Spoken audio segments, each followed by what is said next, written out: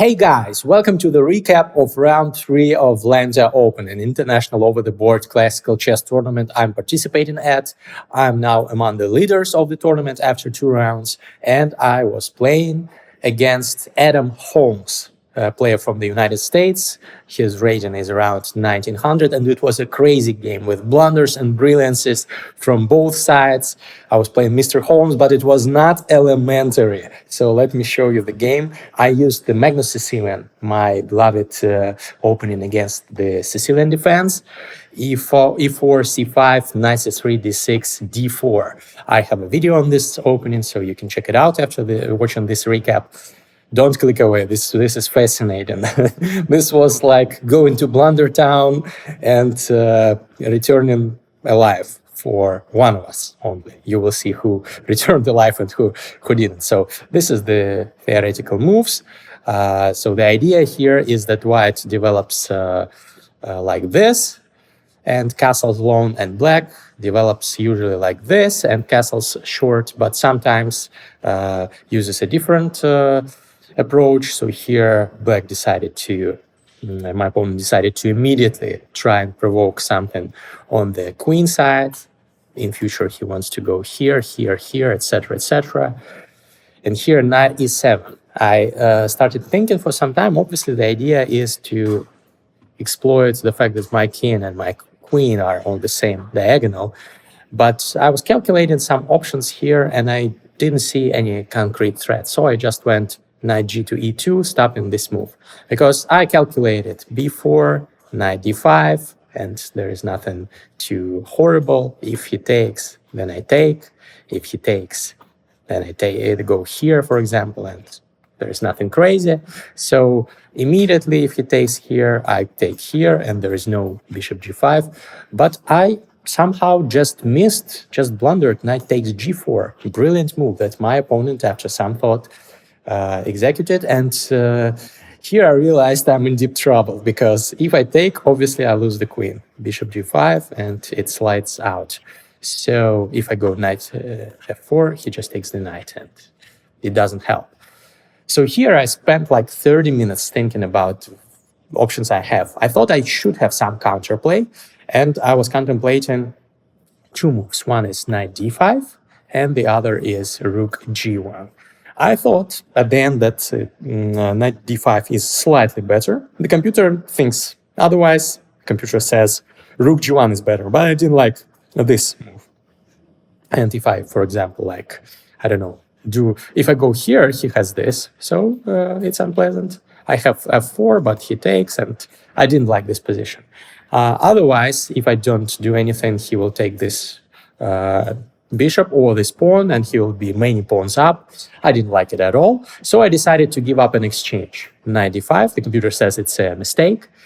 And after knight f2, I also calculated bishop g5, and here I wanted either to give a check, clever move, because this queen protects this bishop, and if it takes, I take.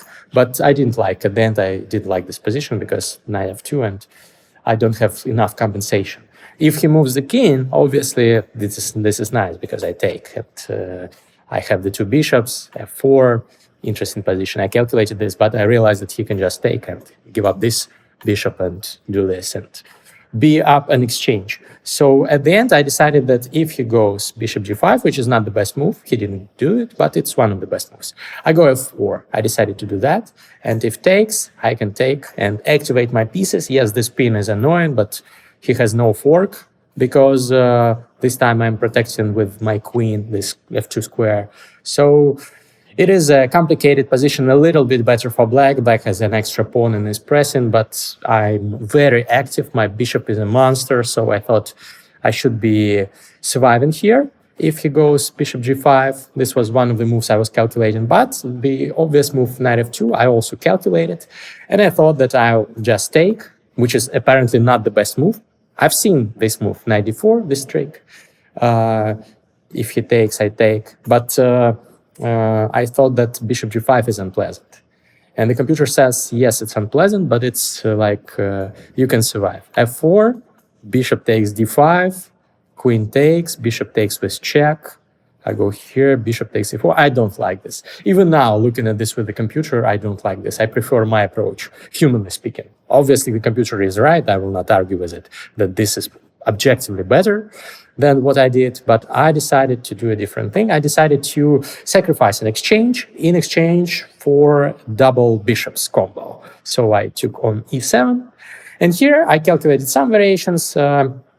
In some variations, I could have taken on d6, like queen here, queen takes, but I didn't really like it. I thought that probably I'd better go rook g1 and just sacrifice an exchange and try to press over there and maybe attack, maybe go f4. And yes, I'm down in exchange, and yes, black's position is much better, but we will see who wins. It's not the end of the world. So that was what I wanted to do. I also thought that knight takes e7 is a good move. Again, I could have taken this pawn, but I didn't want to exchange the queens and go to an endgame down in exchange. Here I also wanted to go rook g1. And the computer says it's not lost, but close to losing, because obviously I'm down in exchange. But again, I think I could have initiated some counterplay here, opening up some lines and attacking his king. It's not easy to play with black here. But he didn't do it. For some reason, after the game, my opponent told me that he didn't like the idea of me taking this pawn, for example, like this, even though I didn't want to do that. He didn't want this, and he took with the king. But it's a mistake, because I have a strong move. Knight d4, and here this is really good because he cannot take either of the rooks, because I will take and fork his king and the queen. So he has to take my knight, and I take his knight, and I'm not down in exchange anymore. I'm just down one pawn, but his king is stuck in the center of the board. So I think at that moment, I'm pretty confident that I've escaped and that I'm already better, because who cares about this pawn? I have these double bishops. This one is unopposed and very strong. I will open up with f4. I will go rook g1, attack down this file. This king is still in the center. It's a difficult task to evacuate him. So I was confident at this point. He went back, not the best move, but he didn't want me to take. And I go f4, which is the best move.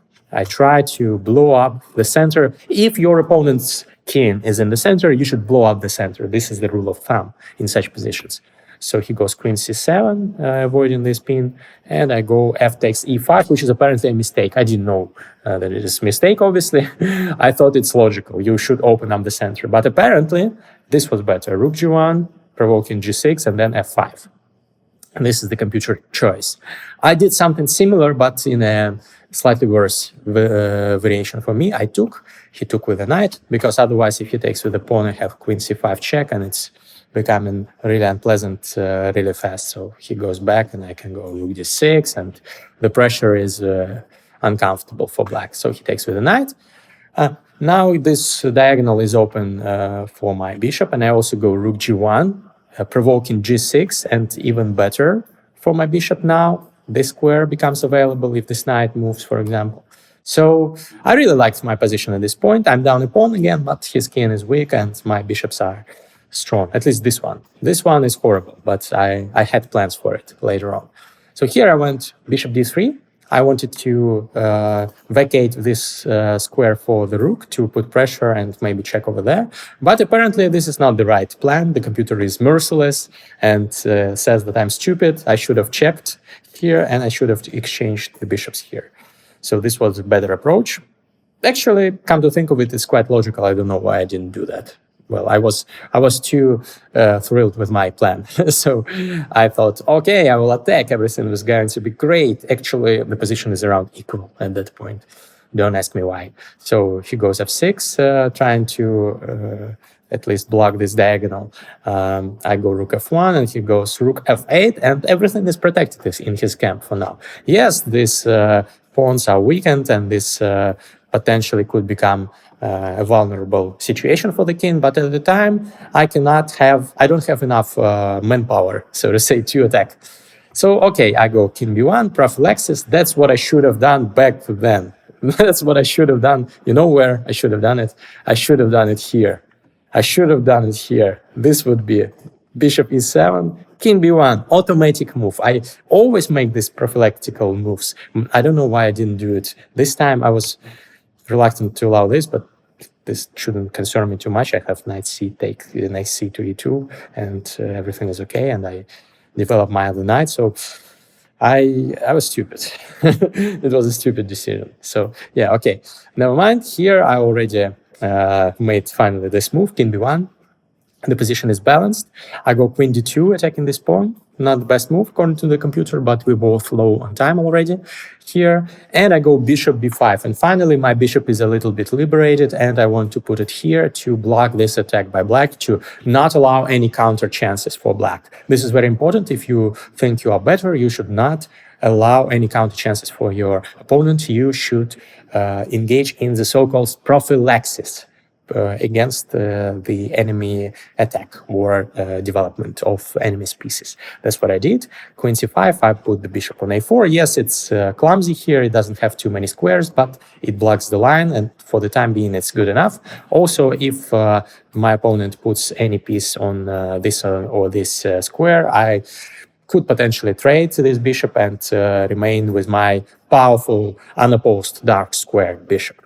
So he goes rook c6, rook c8, pressuring me. I go rook c1. Potentially, in some variations, I have c3, opening up this line and doubling up down this line and infiltrating.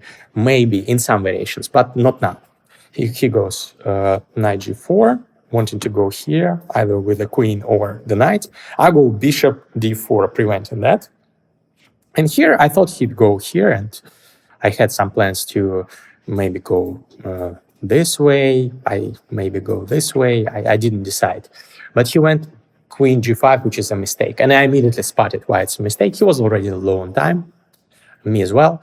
I can win the queen in this variation for a rook and a minor piece. Do you see this variation? Pause the video if you don't know and want to find the answer.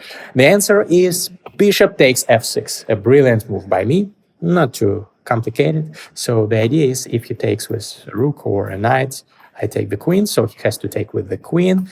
I take the queen, and now I have a queen, a rook, and a bishop for two rooks, bishop, and a knight. So a queen for a knight and a rook. I'm officially up material now. One pawn extra if you count the material. But what's more important, his king is weak. But my bishop is bad. My bishop is really bad. So I need to activate it. I go queen d4, centralizing the queen. This is the top computer choice. He goes rook c5. Here I go rook e1, trying to blow open the center. Still, I want to get to his king. He goes rook c8, trying to create counterplay. Very, very annoying. Very annoying that my bishop has no squares. All those squares are controlled by my enemy, so I cannot activate. It's just like its bishop is not existing. So here, I should have paid attention to the threat of my opponent, but I was too carried away with my plan, and I thought that the threat is non-existent. I went e5, which is a blunder and loses almost all the advantage according to the computer. I didn't see it at the time, so he takes, I take, and here, apparently, the computer says he should have taken. But I really didn't think it's possible, because I thought queen e3 and I'm winning this bishop. But turns out no. So he cannot protect the bishop, because I have the bishop here and it becomes useful. But he can just go king of 7. And rook takes, he has this. Check. Check. And he's better. He has an extra pawn. Almost winning endgame because of how bad my bishop is out of the game. So I cannot, turns out, in this position, I cannot take this bishop. And the position is around equal. I can go here, for example. The computer gives rook 2 to c3 here. I block. He goes here. I have to sacrifice an exchange. And yeah, I have some checks, but it's a draw here. Wow, I didn't know it. I didn't think it's possible. And my opponent also did not see it. He did not take this pawn, but this could have equalized it for him. But he chose another approach. He chose an exchange and activating the knight. Also quite a juicy square for the knight, but I just go here. And once he goes here, I take the pawn. And yes, of course, he can take my bishop, but I would be happy to exchange this powerful knight for this stupid bishop. He didn't do that. He tried to create some more counterplay. He protected his pawn. I go here. Finally, I activate this bishop. I want to put it here or in some variations here. He goes here. Now he threatens this. That would be disaster. So I go here, and now he has a final trick up his sleeve. He goes bishop e4. And if I take here, I lose, even though I'm up a queen, because he has this check. If I go here, he has a checkmate, beautiful checkmate, check and checkmate. These squares are unavailable to my king. This squares is protected by the bishop, and a very beautiful checkmate. So I have to go here in these variations, but he has the discovered check. And I take his bishop, he takes my queen, and he's up an exchange and winning in this endgame. So that would be tragic. I didn't fall for that. So bishop e4 in this position. Crazy resource. Kudos to my opponent who found this. So I cannot take, but I can just go a3 and get rid of all the counterplay of my opponent. And here my opponent has run out of time, but he can do nothing. For example, he can take, I take with check. He goes back and I have queen d6, for example, and I'm winning material. I'm absolutely winning. The computer says it's +4, so I would have converted this even in low time. So it was a roller coaster ride, but I turned out to win, and I'm among the group of leaders in the tournament. Tomorrow there will be round 4. Stay tuned for further recaps, and please drop a comment if you liked this video, because I always wonder who those people are who watch my videos. Most of them like it or even don't like it, just watch it and don't leave any comments. Please do. I will really appreciate it. Thank you and goodbye.